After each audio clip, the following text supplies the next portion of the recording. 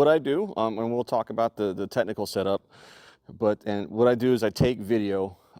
There's little tips and tricks I'll talk you through as we go through this stuff, but I just use, this is a 1080p camera. This is nothing special. I've got a free software system at home. It's called VSDC.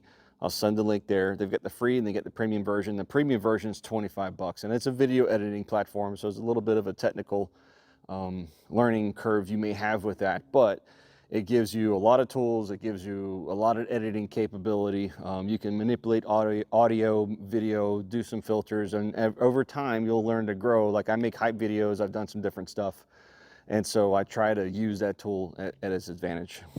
Okay, let's talk interference real quick. So if you are using a microphone system, a wireless mic like this, one of the challenges you're going to run into is when you turn around, you're going to hear it break up. Well, this system in particular, and most of them, are line of sight, right? There's other ones too that are out there that are running on what they call 2.4 gigahertz.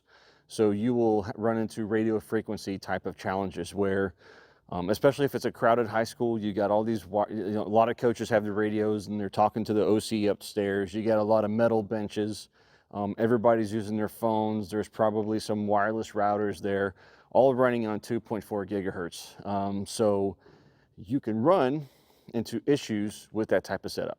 My system's set up for games, right? So when I'm videotaping games, and I'll show you guys clips of stuff, I've paid teenagers, just gave them a quick class on how to run the camera. I had a decent microphone on it, so it wasn't unbearable. What they call either a directional microphone that you can get for like 30, 40 bucks on Amazon, and you just slap it on top of what they call a shoe assembly on top of the camera. Or you can get a GoPro, which I would suggest not using GoPro, especially up in the stands, because the field of view is very wide, and so you won't get the detail that you really need. Now, if in practice or something else like that, I think a GoPro is awesome because I can get a wide view, especially like an indoor like this, right? So I can actually set this up on a fisheye section, or the fisheye setting, and look and see what receivers are loafing. I can see what the quarterback is doing. I can see if, basically how the practice is being run. So if I need to improve on, I missed out on a kid getting reps, or I mic myself up so I can hear myself as I'm discussing stuff with players. These are all correctional things that I can do for myself, but then also look at the players and what they're doing. Because, like for example, we were running routes here the other day, and it's a 7-on-7 team I'm coaching right now. And what we were doing was I had all 5 of my receivers running their routes, and the quarterback, I said, hey, throw two times to each receiver. Well, if the receiver over here isn't being thrown to, he's loafing, right? And that's a bad habit to get into. So that's really good for me to be able to go back and quickly look through some of the film to see who's a loafing kid, who would I need to talk to. And get them to understand, like, if you guys really want to play football for a system, they have to put in the effort even though they think nobody's looking. There's always somebody looking. So just little things like that I use film for, to, number 1, make my case, 2, to make sure I audit everything that I'm doing, and 3, just to make sure the practice is efficient. Okay, so for games, for tackle, for example, we have 11 versus 11. It's a lot of stuff that's happening, right? So I'm a huge fan of analyzing the game afterwards. It helps kind of drive the practices for what we need to correct during the practice, instead of just having the game run and it's on somebody's phone. I've got parents over here, parents over there doing their own stuff. That's fine, but I like to be self-enclosed with my video capturing because I know it's in sequence. I kind of do my own editing through the video. And then when I'm done, I have a 10, 15-minute video of a product of what happened during the game. So the setup is I have a camera stand, I have a video camera up in the stands. I prefer it to be something like this.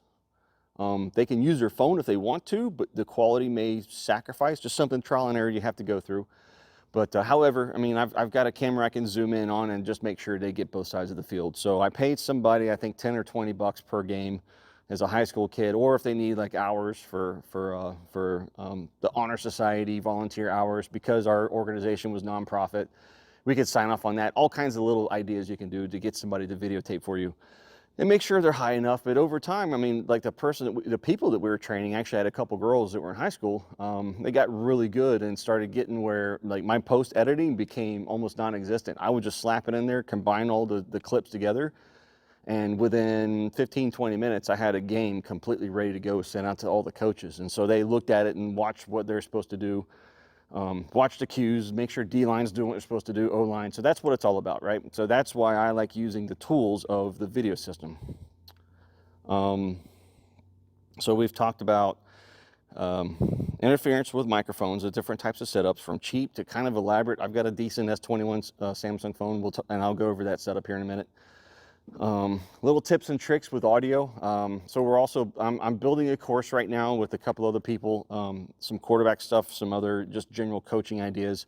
And to me, I think this is one of the most important tools as a coach. Let me drop this over here.